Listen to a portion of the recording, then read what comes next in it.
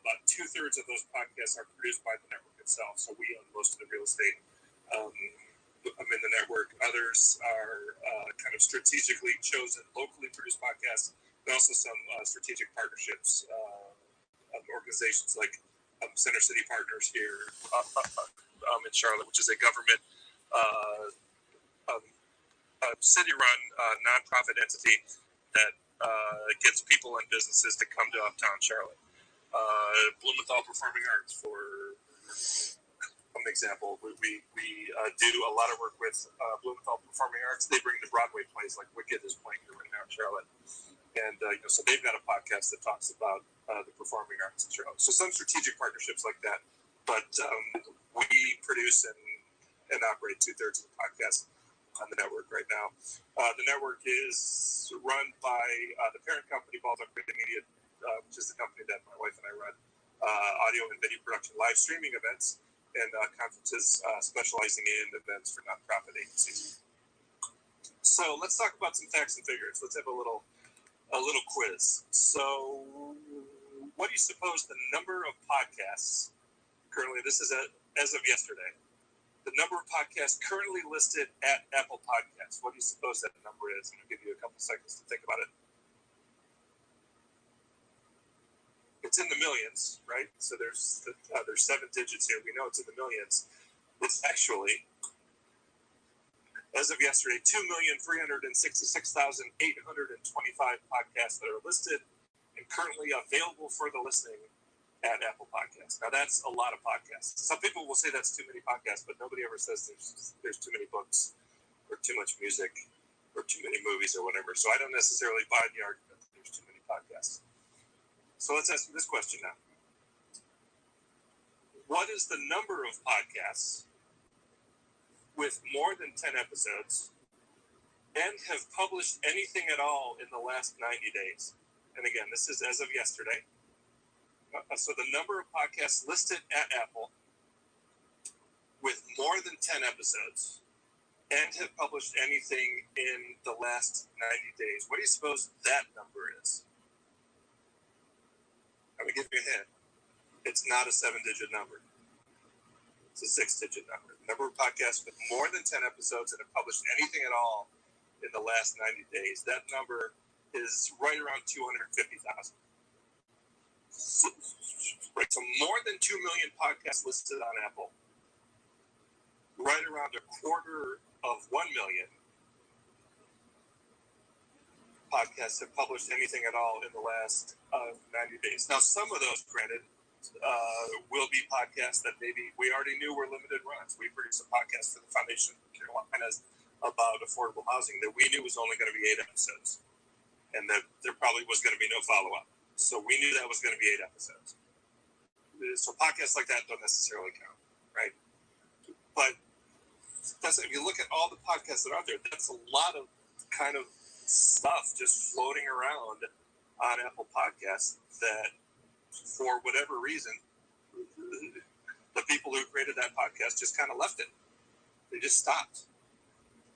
And there's a name for that. It's called pod fade. You've probably heard this, pod fade. It's actually got a listing in the Urban Dictionary. It's defined as when a podcast suddenly stops releasing new content without a final show or any sort of announcement. They just ghost their listeners. They just stop producing podcasts. So of those, now almost 2 million podcasts that haven't produced anything in the last 90 days, what percentage of those, and I don't know this number, but what percentage of those do you think just kind of stopped? About 50%? It's a healthy number. Let's talk about the reason why podcasters quit doing their podcasts. Because they're overwhelmed dealing with a global pandemic. No one is listening, or they believe no one is listening. They don't have those Joe Rogan numbers. They think it's too complicated, or it's too much work. They bit off a little bit more than they could chew. Right, so those are the 3 main reasons why podcasters stop podcasting. How many? The thing I want you to think about before we even start this is if you're already producing a podcast and you haven't established what your why is, that may be one of your stress points. or if you're thinking about launching a podcast, I want you to think long and hard about what your why is. What is your why? Why do you want to do this anyway? Why do you want to enter into this thing that may or may not make money for you? It may or may not get people votes in. It has the potential to be quite a bit of work. What's your why? Why are you doing this? Your why might be to have fun. It might be just to be heard, to get your voice out there. It might be to change the world.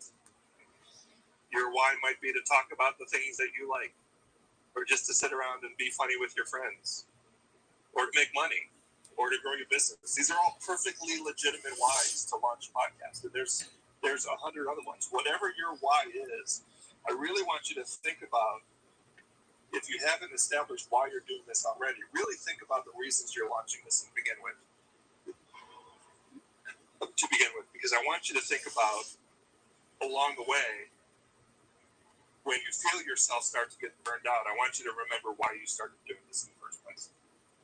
If it's just to have fun, or if it's to make money, or to grow your business, or just to hang out with your friends, all perfectly legitimate reasons to do this. But at some point in your process, you're going to want to lean on your why.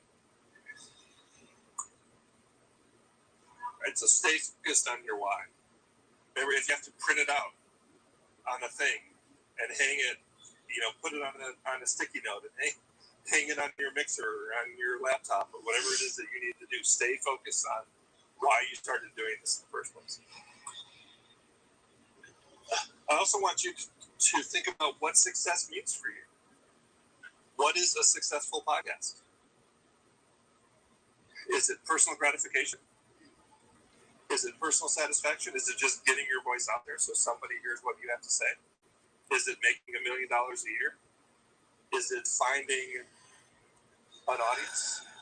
What is success to you? Define what success is. Define your why and figure out your goal is really what I'm asking you to do. And keep thinking about that along your journey. Again, we talked about why podcasters quit. No one's listening. It's too complicated. It's too much work. Keep that in mind as we move forward. All right, so let's address the no one is listening question. Depending on your why, right, and depending on your definition of success, does it matter if no one's listening? I can almost promise you out of the gate. Hello. That for the first several weeks, if not a couple months, if not several months of your podcasting journey, you're going to be disappointed in your listenership. You're going to think that no one is listening. I tell podcasters all the time that podcasting for people like us is a slow play. You're not going to launch with 500,000 downloads per show. Probably. Maybe. You might, but you're probably not. So if you're defining success by listenership, take that in small things. So if you're defining a success by listenership in terms of, if I get 100 downloads per episode in my first month of podcasting, I'm doing well. I can be happy with that. Lower, I hate to say this, but lower your expectations coming out of the gate. Here's some numbers for you. So and I'm going to back up a minute before we get too far into this. So if you have launched a podcast, the average podcast on Apple, and keep in mind now, we're talking about roughly 250,000. Let's talk about active podcasts, right?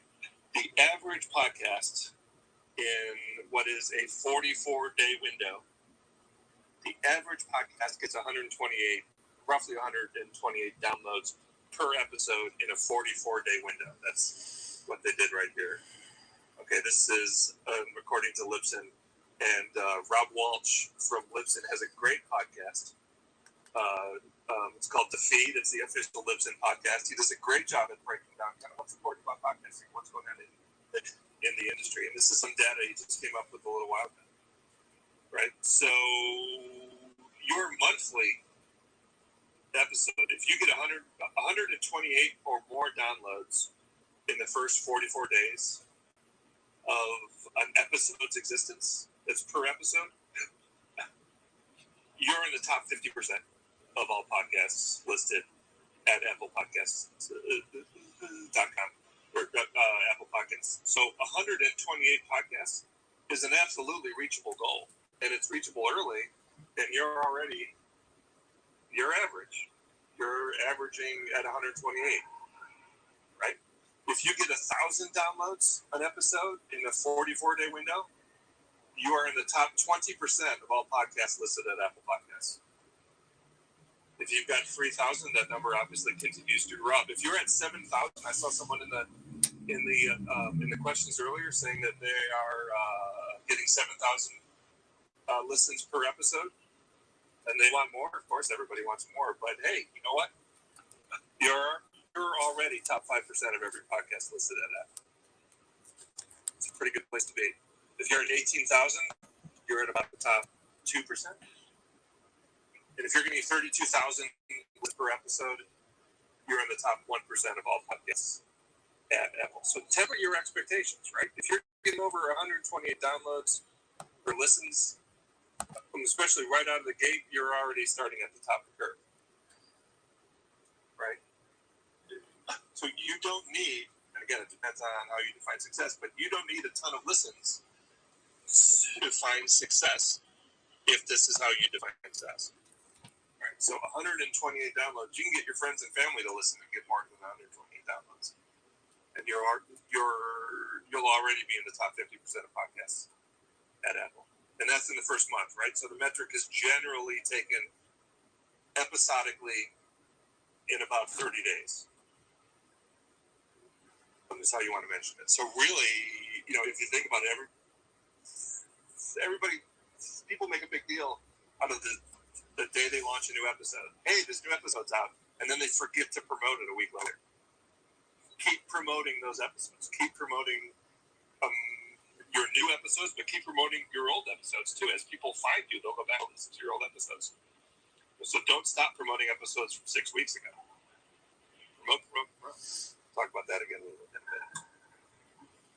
Or they say it's too complicated.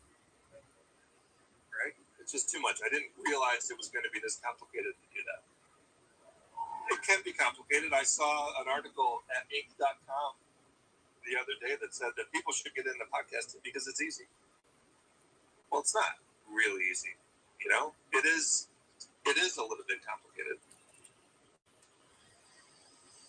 In order to avoid the stress, I want you to think about the way you produce your podcast, the way that broadcasters and filmmakers think at producing things. They look at the production process. And there's 3 parts to the production process: pre-production, production, and post-production. In the pre-production process, it's the least fun part of the process, right? The fun part is really kind of here and a little bit here, but the pre-production process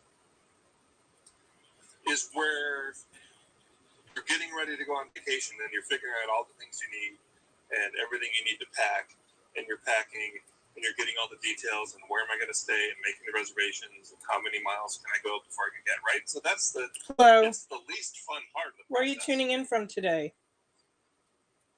But because the gods of production have a sense of humor, it's also the most important part of the process, right? It's where you identify topics and research. Or if you're starting out even at the very beginning and you don't even necessarily know what your podcast is going to be yet, you're in the process where you're starting to define what your podcast is. And you're identifying topics and doing research, identifying and booking guests. You're identifying and securing recording details, like where am I going to record? How am I going to record? What mics am I going to use? Is it a remote interview? Do I use Squadcast to record my interview? How do I do that? Who's going to handle post-production? Excuse me, all of those things. Right? You start to think about your show notes. You determine the direction your conversation is going to take. Maybe you have a scripted podcast. This is where you start writing your podcast. Right? And then the fun part. This is easy. This is kind of the easy part. If you've done this work here, And this part becomes the easy part, right? You've done your homework. You know what your questions are. You can veer off of the beaten path. You know what your questions are and where you want the conversation to go. You can take advantage of an opportunity then when the guest says something that's interesting to you, and you can ask a follow-up question. Right. So the pre-production process, sets up the production process, which then sets up post-production, which is file management and editing and show assembly and uploading to host, scheduling publication, and then promoting before and after that publication. Then notifying the guests that you've published the show and ask them to promote it. Oh, and then you've got to promote, and then promote, and then promote, and then promote some more. Keep promoting for weeks after this episode drops. So this is the least fun part, but the most important part. This is the fun part. Well, there's some of this is fun. I love editing. I think editing is as fun a part as the actual production process, or the actual production, the recording process. If you divide the production on each episode into this process and keep track of where you are in the process, and I know that sounds like more work, but this will help you in the long run. It will help it feel less like work, because nobody wants to be at that point where you release your show every Wednesday at noon and it's Tuesday night and you're like, oh, I should probably record something. Nobody wants to live like that. That's where the burnout comes from, and that's where pod fade happens. So think about this process right here. This has been used by broadcasters and filmmakers for decades, and it works. So don't be afraid, and it'll make your end product better. I had an instructor in school who defined the production process. He used to say pre-production process prevents poor product, and he added an extra P in there, and I'll let you decide what that was. But it prevents poor product, and it really does. It helps you manage the work. It keeps you from burning out, and it makes your product better.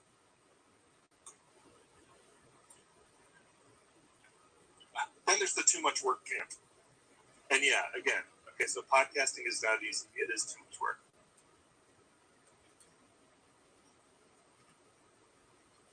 Here's what I tell podcasters who are launching a podcast: to stockpile or compile episodes in advance. Unless you're doing something that's super timely, you do an NFL podcast and you need to talk about what happened in the game this week. Where are you tuning in from? Last week, and looking forward to next week or whatever, or you're doing a hard news podcast. Obviously, that's different because you're talking about things that are timely.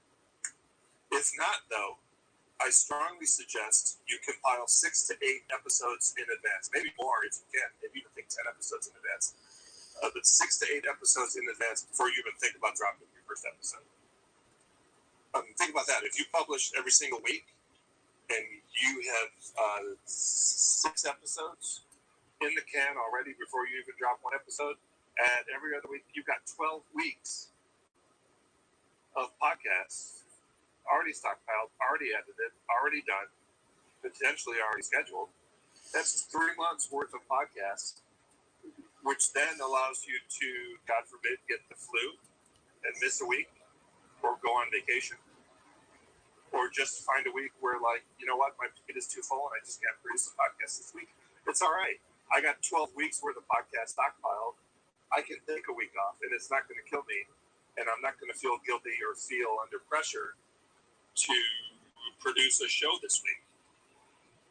I really believe that this is where a lot of the podcasters who fade, a lot of pod fade comes from. And it generally, I've seen studies that say that generally podcasts fade out after about 4 months. So you've been producing podcasts, but you're under constant deadline pressure. And then something comes up and you miss an episode. And remember, your listeners have the attention span of a goldfish. And that sounds funny, but that's literally statistically true. Goldfish have an 8-second attention span. The human attention span is now 7 seconds. We have a shorter attention span than a goldfish. So your listeners, if you miss an episode, they're going to go to Apple or wherever they get their podcast from, and they're going to try to download your show, and it's not going to be there, and they're going to move on. And so then once you've missed an episode, and you may have started with the best of intentions to not miss any episodes, but and then you miss one, and then it becomes easier to miss one because you've already missed one. So that guilt kind of recedes a little bit, and then you miss one, and then you miss another, and then you miss another, and then it's 3 months and you haven't published anything, and now you're part of that statistic at Apple of a podcaster who hasn't released anything in the last 90 days and didn't bother to tell anybody why or that they were going to go away, and then you just stop and move on to the next thing. So do yourself a favor and do the extra work. I literally just had this conversation with someone about 15 minutes before we went on. Make sure that you are producing shows ahead of time. Give yourself the grace and the space to not have to work under that deadline pressure. I did it for 28 years in broadcast television. I don't want to live like that anymore. You don't want to live like that anymore.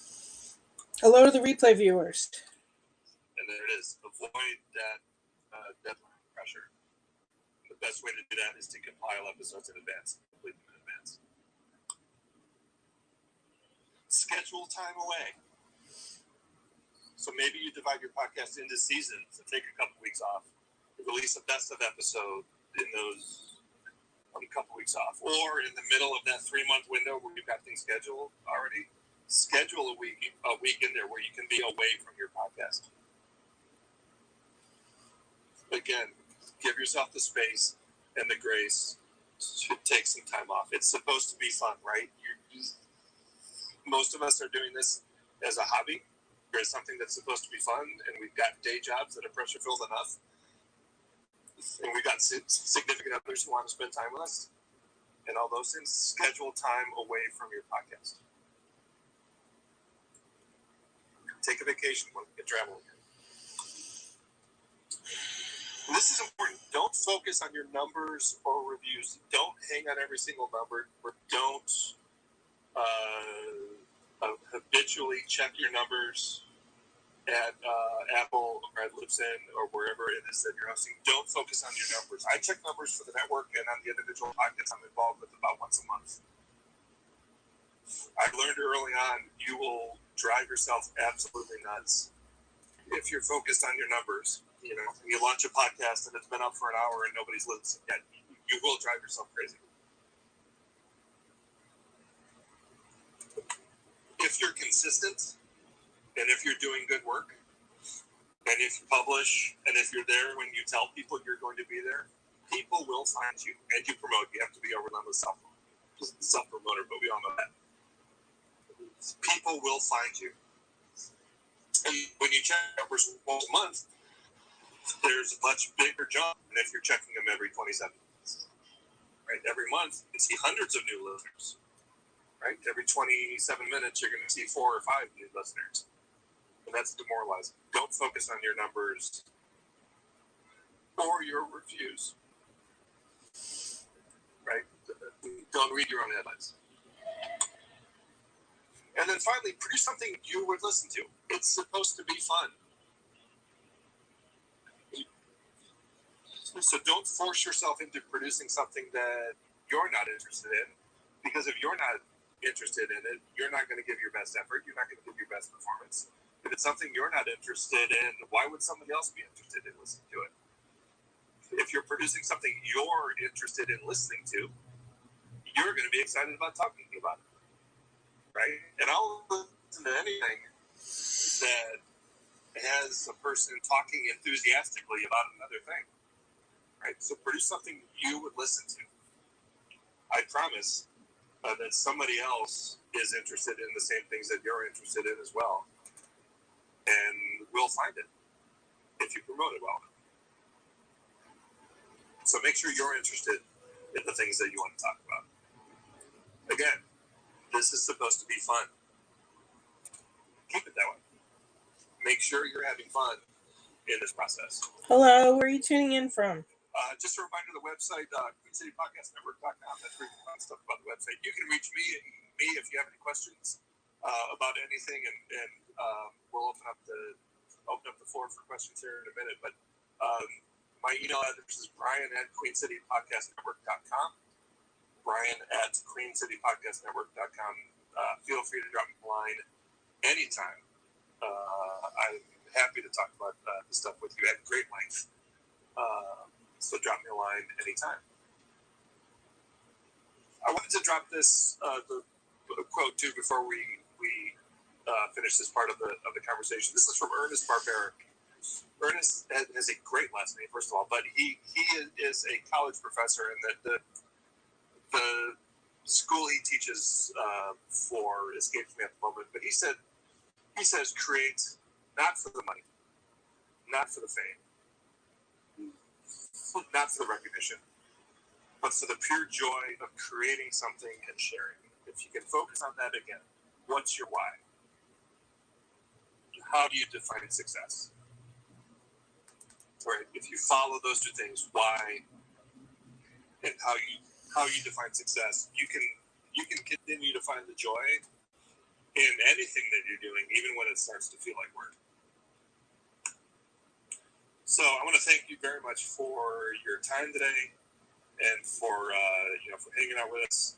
And I appreciate again Squadcast for having us out, for having me out. And I'm going to stop my screen share. You could just exit out on top. Whoopsie. There we go. Yeah, you may want to do that. I've done something horrible. There we go. All right. Awesome. Brian, thank you so much. That was awesome. I think it really helps to frame this in terms of what you're already doing is probably great. And I think you did a great job with that. So really, really appreciate you sharing these tips and doing it from such a scenic background. It was really fun. Right, look at this We do have a bunch of questions for you. Yeah. And some praise in the comments. Leah Jackson says, amazing tips here. Thank you. Chris Angel says, great tips. Podcasters Directory, shout out to them. They're really lovely. Another great event. Tim Peel says, this is the reason I podcast. So really, thank you so much, Brian, for, first of all, getting in touch with me and pitching this fun idea, which I thought was a little bit off the beaten path, but definitely something that folks need to hear about. I'm really happy to hear it. Let me turn my light on here because I'm really backlit apparently at the moment, which I did not realize. Is that helping at all? Not really. Don't worry about it. So it's important because I work with a lot of podcasters who come to me all the time and go like, I can't get my co-host to show up, or we can't coordinate. I can't, and that's the stuff that really wears on me. If you're following the pre-production process and you're kind of doing things in that order, it frees you up to kind of to deal with things like if a guest cancels. How many of us have had that happen? Or if the co-host flakes out on you and doesn't show up or can't show up, all that pre-production work just sets you up to be able to take advantage of things like that come up. I really encourage you guys to if you're not already, and you probably are using that process in one form or another, even if you're just shooting if you're taking a selfie, you're still sort of following that process, right? You're like, okay, I'm gonna do the selfie with my phone. How am I gonna position myself so I get this cool planet Earth behind me? What am I gonna do? That's your pre-production process. So you are, even if it's just I'm picking up my phone and framing up the shot, you're still following the process already. Just extrapolate that into all those little details that kind of go into making a good product. Yeah, absolutely. So let's get to these questions. We've got 7 of them. I will go from the top. This one is from Susan. Here we go. She kind of describes a little bit about her podcast. We'll see if there's a question in here. Our goal is to create a sustainable podcast, creatively, energetically, and financially. The first two feel okay. The financial sustainability seems a bit more elusive. Where to put our attention? Seeking sponsorship, seeking patrons/donors, seeking advertisers, publicity. We are niche, following the journey of Georgian polyphonic songs and the women who sing them. Very specific.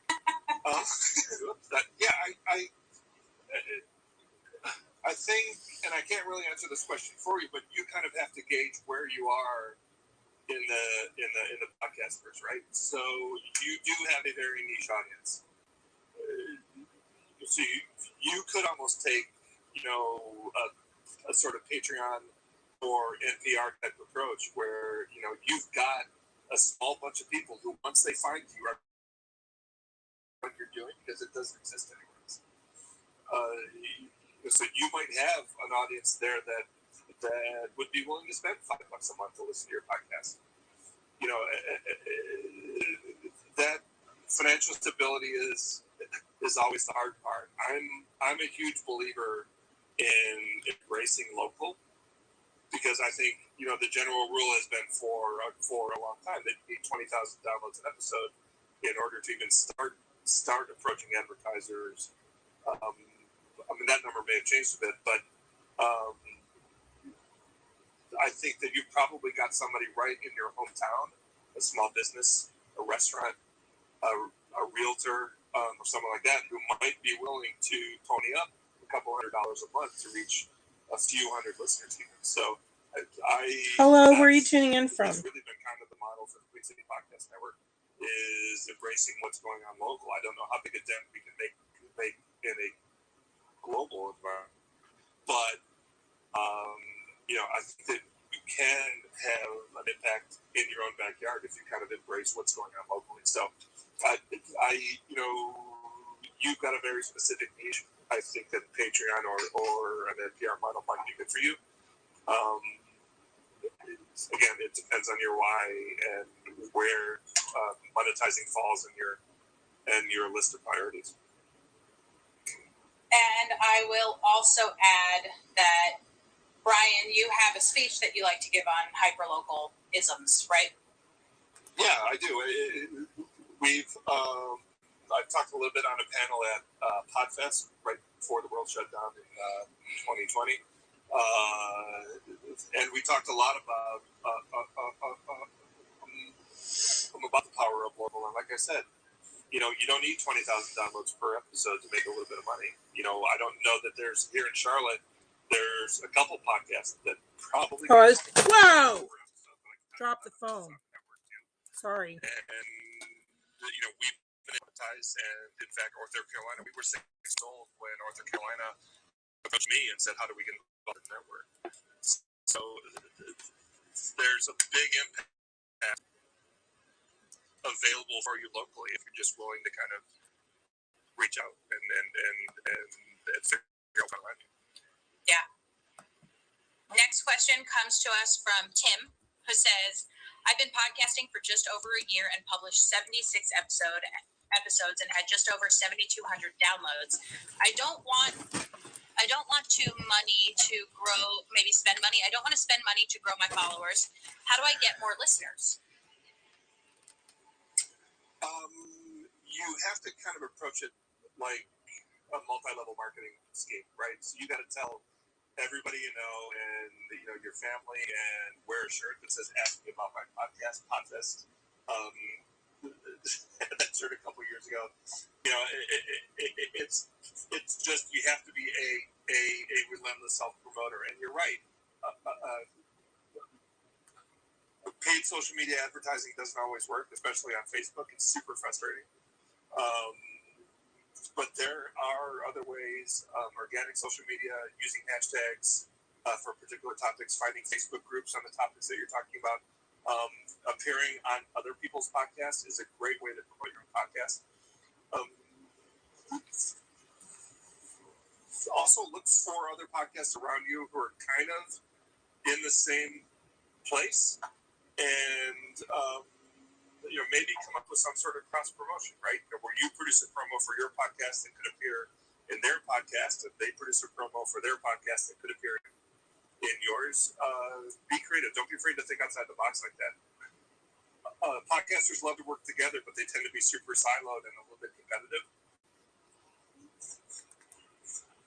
There's there's room for all of us, and so there's nothing wrong with promoting another podcast that your listeners might be interested in your own podcast. Love it. And also, congrats on podcasting for just over a year and already having 76 episodes. That's a lot. That's a big commitment. Yeah. What was that number from Apple? You're in like the top 5% of podcasts. Yeah. But I'm assuming that's per episode. That might be cumulatively, but even still, if you're hitting 7,000, that's great. You're doing good work. Yeah. Next question is from Chris, who says, I started a podcast 2 months ago and I'm already burnt out. It takes so long to do the guest episode in particular because of transcribing, etc. I'm wondering, what are some sustainable models for season lengths? I thought I could do this for a year straight, but I don't make enough to hire out for certain tasks right now. Yeah, so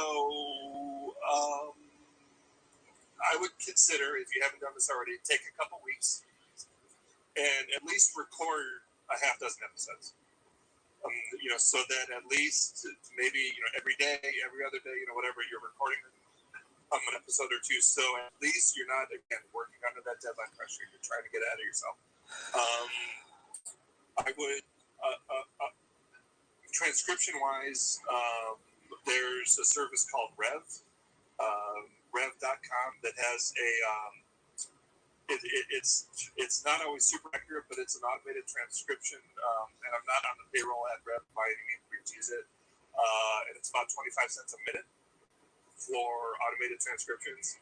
It's usually pretty accurate. Sometimes, you do have to kind of go through it and make a few changes here and there, but, if you are transcribing by hand, that is a thankless job. So, I would strongly encourage some sort of transcription service that'll take a huge weight off of your shoulders, and consider getting an intern, because interns are good transcribers. They're hungry for work and to be. What happened to the sound?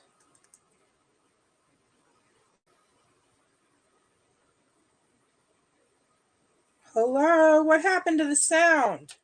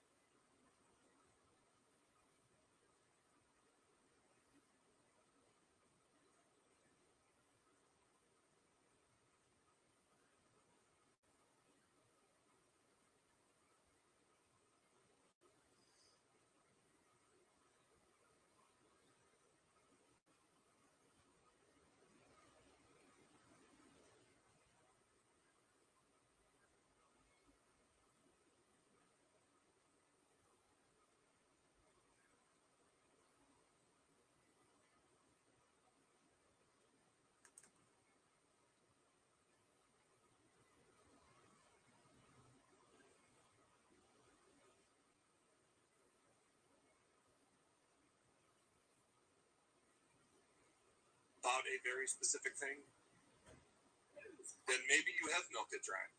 So, don't be afraid then at that point to rethink what you're doing and think, if in fact there's no other angles to explore, maybe it's just time to shut it down. And to find another topic or something else that you're interested, or sort of pivot, and to find a new topic or a new thing to talk about, or restructure the way your current podcast is produced.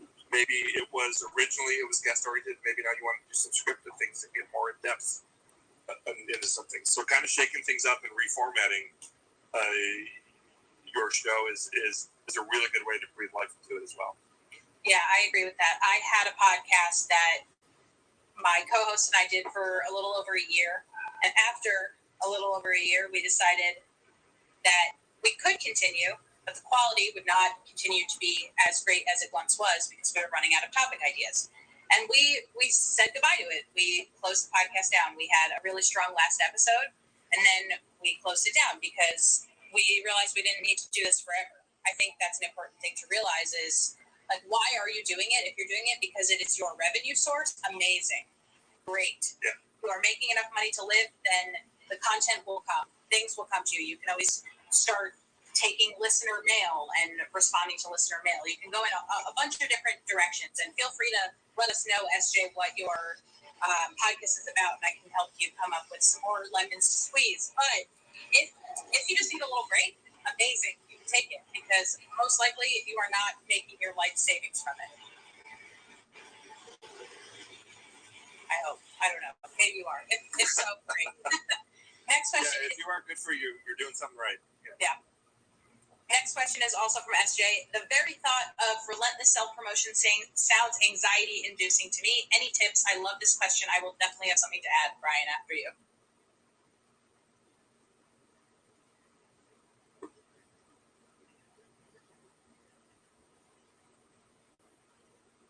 Hello?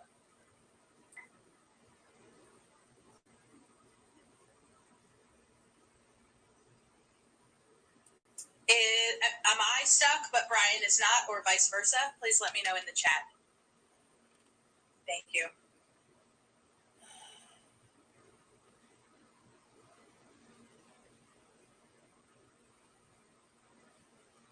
Brian is frozen. Okay, Ariel is not frozen. That is very good to know. Hopefully he will refresh his page, and in the meantime, I will answer this question. The question was, the very thought of relentless self-promotion sounds anxiety-inducing to me. Any tips?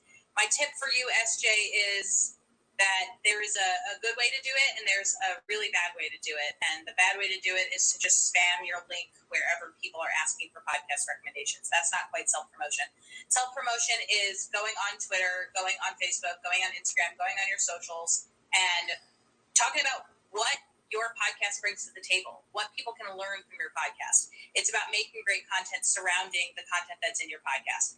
Having a color scheme, going onto Canva, making some really nice looking infographics, making some really nice looking promo assets that you can post up along with a link to your podcast. There are some tricks within that make it a little bit more palatable in order to promote your own podcast. So for example, if you are on Twitter and you're posting a thread about your most recent episode, start off with a question. Start off with something that helps people think about how they relate to what you're talking about in that episode. Your thread should be at least 3 tweets long, and at the end, that's where Hello, your call where to are you action tuning in goes, from? because Twitter is going to deprioritize your posts if you are linking out right away. But if you're having people stay on Twitter reading your post, and then at the end you say, and if you want more information, go ahead and click this link, listen to my podcast. First of all, Twitter is more likely to keep your post up and sending it to more people. And second of all, people are more likely to think of you as somebody who wants to present information rather than just have you consume their podcast or have them consume your podcast. So that's my advice when it comes to Twitter. And the other thing is to be very helpful to other people. So it's about building up relationships with other podcasters who are in your niche or in niches that are similar. I'm just going to make sure that Brian is here, re-invite him on stage. It looks like you're having trouble getting on, Brian, so I will keep vamping and hope that you can join us soon. SJ, feel free to let me know if that was helpful and if I can answer any more questions about that. It is definitely a full-time job. It's a lot of work. Brian, I'm going to re-invite you up on stage. Yeah, it can be a lot of work, but it kind of becomes second nature. You're back. Sort of. Brian's back. Kind of becomes second nature after a while, realizing what is appropriate to post and what is going to turn people off entirely. So, for example, I tweet a lot about podcasts. So if you go to my Twitter, which is @ReThisAndThat, every time I post something with the word podcast, I get some people responding, in response to what I said, something that's an appropriate response. And then other times I get people who just drop a link to their podcast when I did not ask for that. So number one, that pisses me off. I'm not interested. I didn't ask for it. Number two, it makes me not want to look at the other things that you're doing. So I think the number one rule you should be thinking about on social media when it comes to promoting your podcast is, how can I be helpful to other people? And if my content is good enough, they'll find me. Thank you, Paige. SJ says it was definitely helpful, and I hope I can get over my imposter syndrome. We can work on that. We can do that in the Slack channel. All right.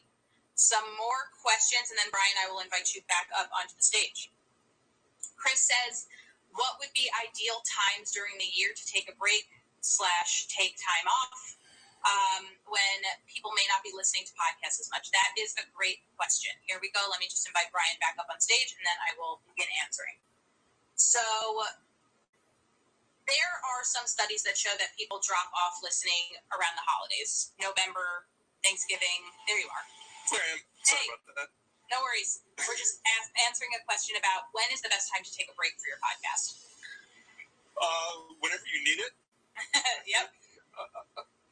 Again, assuming that you've got episodes stockpiled, I think, listen to your body. Don't be afraid to, like I said, to shut it down for a week. Or maybe you've got, you can plan around a family vacation or something like that. I think it's whenever you feel like, you need to take a break, shut it down for a week and listen to, especially if you're working ahead. No one, no one's breathing down your neck. You're not, none of us are making $1 bajillion doing this just yet. Give yourself the grace to just, close it down for a week, put the microphone away, lock it in the safe somewhere, give it to your friend, so, make sure he doesn't give it back to you. Whatever you need to do to listen to your head, listen to your mentals, listen to your body, and take a week off. So there's no good or bad time. I think I do tend, at the end of the year, I tend to release a lot of best of episodes and kind of take that week or two off. Listenership traditionally drops a bit during the summertime too. So if you're talking about that, then maybe in the dead of the summer, when people are, again, non-pandemic times, when people are traveling in the summer, maybe that's not a bad time either. But I tend to release a lot of best of episodes in that week between Christmas and New Year's. Yes, that's what I was going to say. Christmas, New Year's, Thanksgiving. Another thing, like Brian said, whenever you want is great. I think another thing to consider is, as long as you plan it out and let your listeners know that your break is coming, that's great. And at that point, you can do it whenever the hell you want. So, hey, at the end of next month, we're going to take 3 weeks off because we want to. Because we want to. And because we're making this content for you for free anyway. So enjoy. Have a break. So, yeah, I think just being transparent with your listeners about when it's coming and when they can expect you back, I think is important. Yeah, my golden rule is always, you should be there when you tell your listeners you're going to be there, because, again, the attention span is super short and they will forget about you. So be transparent with your listeners. Like Marielle said, just tell them, hey, we're going to take next week off, or we're going to do a best of episode, but in 2 weeks we'll be back. So whatever. Listeners will understand. And if they don't, they're not the kind of listeners you want anyway. So leave them, drop them. Okay, next question comes from Tim Heel, and hopefully we can get through the rest of these. I have a standard format. Where and when were you born? Describe what it was like where you grew up, the schools, education you had, then look at their work and life before concentrating on an area of their life, mainly to leave a history for their families. So I think Tim is just continuing to tell us his why, and I very much appreciate that. That sounds like a really great way to engage with people and to leave a history for them and for their families. So thank you.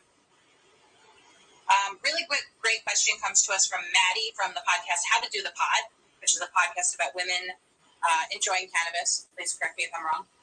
When Brian said that you should have 20K downloads before approaching advertisers, was that per episode or total downloads? The number that I keep seeing is 20,000 per episode. And I see 10. Okay. Yeah. It's come down then since the last episode. Yeah, and I'd also say that is like a standard of sorts, but there's also no real standard. Nobody's going to say, "Oh, you have 19,000 or you have 9,000." We're waiting another bit. I would say, especially with an audience like yours, how to do the pod. You have a very specific niche that you could easily be selling or looking for advertisers that have to do with the cannabis industry, that have to do with leisure industry, anything to do, any niche topic that kind of branches off of that. We're good to go with even 2,000 downloads per episode. Yeah, approach Jack in the Box. That's right in their wheelhouse. Find a way to find someone in the marketing department at Jack in the Box. Hell yeah, all the junk foods, go for it. Hello, where are you tuning in All from? right, and then it looks like Podcasters Directory tried to ask a question, so let us know if you do have a question. It looks like it might have gotten cut off. But other than that, Brian, would you like to close us out, and then I will cap it off? Sure. I really love this medium, and I love the platform that it provides to people, and it gives people a voice who may not have been heard otherwise, right? So it really levels the playing field, and it gives a very large portion of media back to the people, and that's really kind of what I like about it the most. And I would just encourage you to do whatever you need to do to keep going, right? If it's take a week off, if it's take a month off, if it's kind of stop and regroup and figure out, how you want to approach your podcast in a different way that doesn't wear you out. But most importantly, be heard. Most importantly, be heard, right? Make sure that your voice is being heard, because your voice matters. There's someone out there, even if it's only one person, then that person needs to hear what you have to say. So I would just encourage you to do whatever it is that you need to do to keep going, because your voice matters and it's important. The work we're doing is important. Love it. Great message. Thank you so much, Brian. You were lovely. Thank you for bringing this topic to us. As I said earlier, this will be available immediately afterwards. Once I press end broadcast, it will be right there for you. So you can watch this as many times as you want. Brian, feel free to share it. A few announcements from Squadcast before we close out. We have an event on October 21st, which is that almost exactly a month from now. I'm putting it into the chat. It is an event called Turn Your Podcast into a Product That Listeners Will Pay For. It's with Jason Sue Hoy, who's the founder of Supercast. We hope you can join us. We'd love to see everybody who is here right now, listening to this right now, joining us there. So just go ahead and click this link and join us for that event. Other notes from me. Just want to thank you so much for joining us. Make sure you follow us on all of the socials. We're at Squadcast FM, and I answer all of the DMs, so be nice. And until then, I hope you have a great Thursday. I hope you have a great Friday and a great weekend. And we'll be in. What was that?